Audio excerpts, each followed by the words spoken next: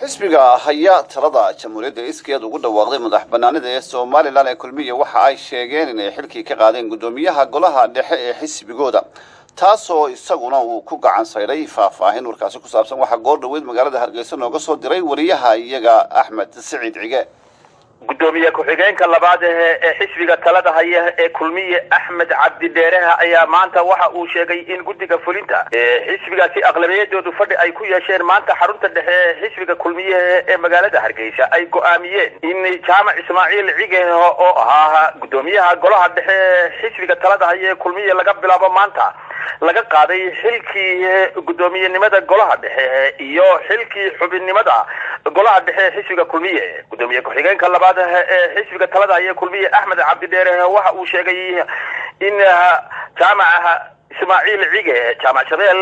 gudoomiyihii golaha dhexe xisbigaasi uu ka hor yimi sidoo hadalka u dhigay siyaasadda iyo xeerka xisbiga isagoo ku kacay buu abaabul iyo kicin ka dhan ah siyaasadda xisbiga iyo xukuumadda uu ka tirsan yahay isagoo adeegsaday marar badan warbaahinta oo eedeyma u soo jeediyay xukuumadda iyo xisbigaba